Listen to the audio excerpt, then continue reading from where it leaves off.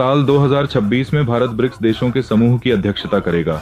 इसीलिए BRICS India 2026 नाम से आधिकारिक तौर पर नया लोगो लॉन्च किया गया है।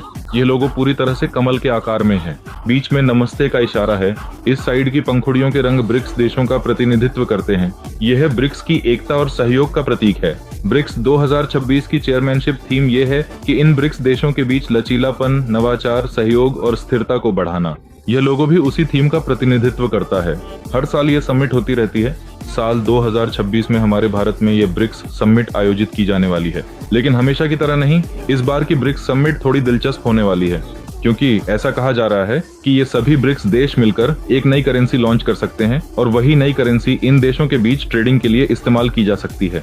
फिलहाल देशों के बीच कोई भी ट्रेडिंग हो वह डॉलर में ही होती है, तो ये पूरा डॉलर सिस्टम अमेरिका के हाथ में रहता है, तो सारी ताकत अमेरिका के नियंत्रण में रहती है। तो अगर अमेरिका किसी भी देश पर प्रतिबंध लगाकर उस देश को डॉलर का इस्तेमाल करने से रोक देता है, तो उस देश के लिए अंतर्राष्ट्रीय व्यापार करना बहुत मुश्किल हो जाता है। इसी तरह आर्थिक रूप से भी उसे काफी परेशानियों का सामना करना पड़ता है। हाल ही में वेनेजुएला और ईरान में भी यही स्थिति है।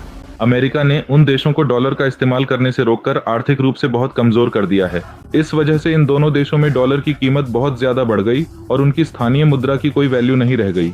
अब ये सभी ब्रिक्स देश अंतर्राष्ट्रीय व्यापार में डॉलर की ताकत को कम करना चाहते हैं, क्योंकि जब ये नई करेंसी लॉन्च हो जाएगी और ये सभी देश उसी नई करेंसी में ट्रेडिंग करेंगे तो डॉलर की ताकत कम होने की संभावना है।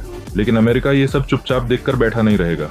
पहले ही ट्रंप ने ब्रिक्स देशों को इस नई करेंसी को लेकर कड़ी चेतावनी दी है और साथ ही भारत और चीन के बीच बॉर्डर मुद्दे भी लगातार चल रहे हैं। इन सभी मुद्दों को पार करके क्या ब्रिक्स देश अपनी नई करेंसी लॉन्च करेंगे या नहीं, यह जानने के लिए हमें इंतजार करना ही पड़ेगा।